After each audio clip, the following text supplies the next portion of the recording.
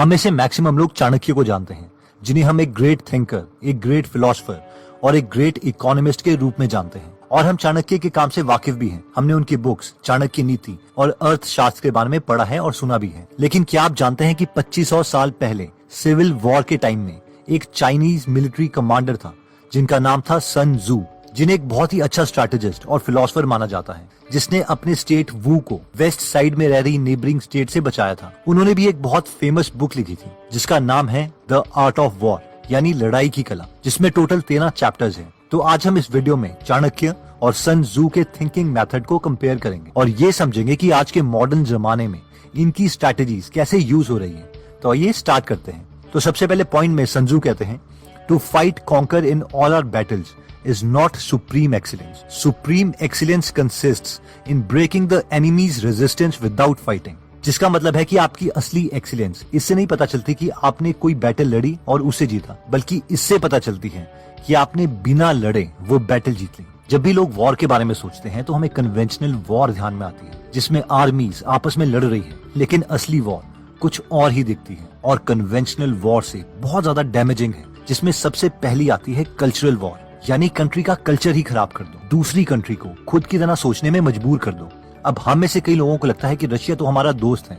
Countries के level में कोई किसी का दोस्त या दुश्मन नहीं होता। फॉर एग्जाम्पल रशियन स्पाई बताते हैं कि वो लोग मूवी मेकर, इंटेलेक्चुअल प्रोफेसर्स या ऐसे लोगों को इंडिया में इन्फ्लुएंस करते हैं जो पब्लिक ओपिनियन चेंज कर सकते हैं।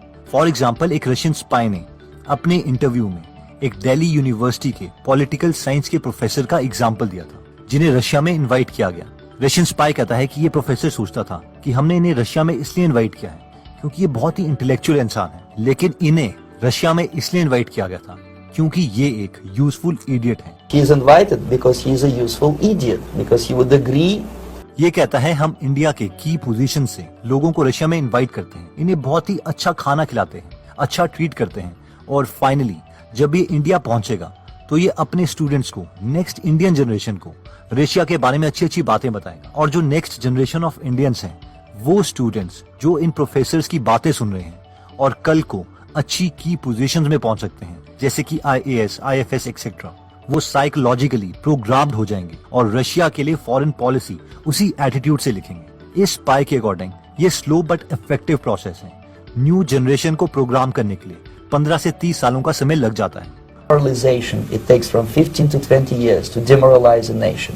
और चाइना इस वॉरफेयर में सबसे आगे है। अमेरिका के senior investigative reporter Joshua Philip कहते हैं कि चाइना अनकन्वेंशनल वॉरफेयर में सबसे आगे है। चाइनीज अमेरिका के प्रोफेसर को डोनेशन या गिफ्ट देते हैं ताकि जब वो फेमस अमेरिकन प्रोफेसर कहीं इंटरव्यू देगा और कहेगा नहीं चाइना तो इतना बुरा नहीं है और उनकी आइडियोलॉजी को सपोर्ट करेगा, तो सारे अमेरिकन उस प्रोफेसर की बात से अग्री करेंगे क्योंकि वो तो उन्हीं के देश में एक रेप्यूटेड कॉलेज में प्रोफेसर हैं। They're a trusted source. They're a professor at this branch that's relevant to this topic at a major university, and they're giving us an interview on this topic, and they're saying, "Oh no, China's not that bad. This is what's really happening." Even China बहुत सारे पैसे spend करता है American newspapers में articles print करने के लिए, जिससे अमेरिकन्स का नरेटिव चेंज हो जाता है। China Daily had just had to disclose finally its FARA documents showing money it was giving to different news outlets to run its propaganda. Next point में संजू कहते हैं कि अगर तुम अपने दुश्मन को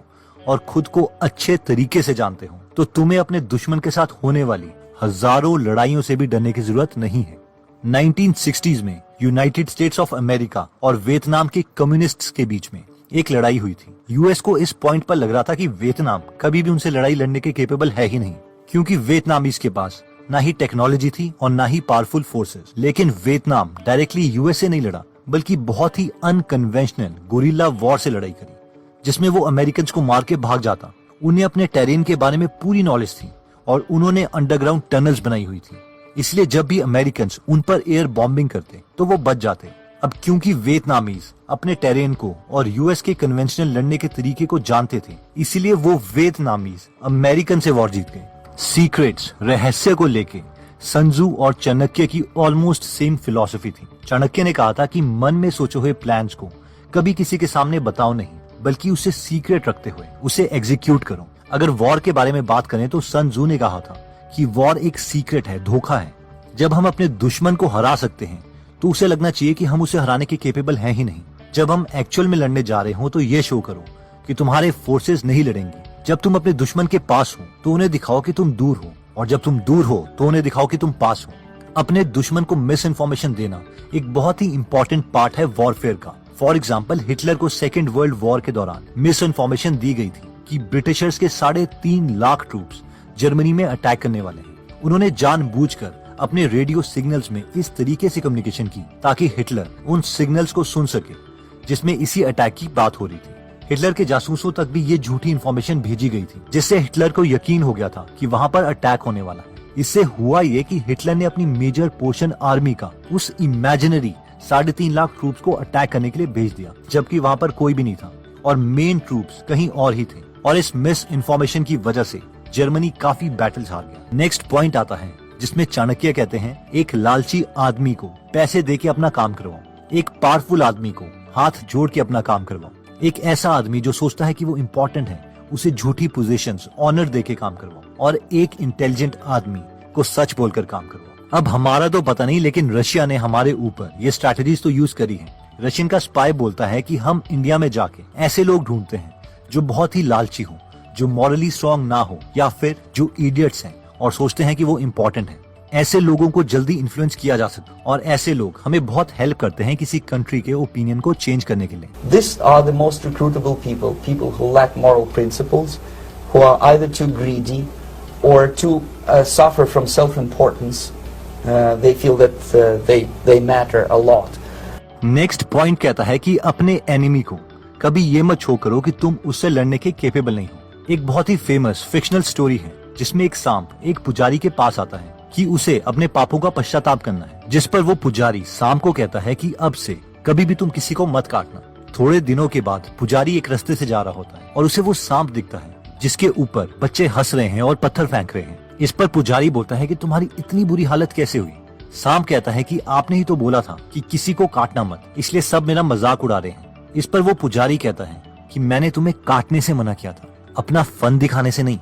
तो दोस्तों, इस वीडियो में हमने चाणक्य और संजू के थॉट प्रोसेस के बारे में देखा, और ये भी देखा कि आजकल कन्वेंशनल वॉरफेयर का टाइम नहीं है, बल्कि कल्चरल, साइकोलॉजिकल और इकोनॉमिक वॉरफेयर का टाइम है, जिसमें एनिमी कंट्रीज अपने ऑपोजिशन कंट्रीज के कल्चर को ही डिस्ट्रॉय कर देती है, उनके यूथ को निकम्मा बना देती है। हो सकता है ये पबजी, टिकटॉक जैसी एप्स इसी पर्पस के लिए बनाई गई हो। आई रिमेम्बर हमारे फैमिली फ्रेंड हैं जो इंडियन आर्मी से कर्नल रिटायर्ड हैं, जो पहले एसएसबी में सर्व करते थे एज ए साइकोलॉजिस्ट। जिन्हें एसएसबी के बारे में नहीं पता, तो अगर आपको इंडियन आर्मी में ऑफिसर रैंक में जाना है तो आपको एसएसबी यानी सर्विस सिलेक्शन बोर्ड में इंटरव्यू देना पड़ता है, जहाँ पर एक साइकोलॉजिस्ट होते हैं जो आपकी साइकोलॉजी को देखते हैं कि आप में वो 15 OLQs यानी ऑफिसर लाइक क्वालिटीज हैं या नहीं।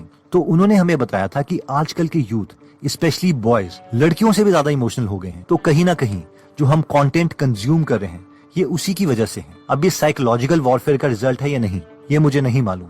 एनीवेज, इस वीडियो में हमने सबसे पहले देखा था कि बेस्ट तरीका लड़ने का ये है कि हमें एक्चुअल वॉर में ही ना जाना पड़े।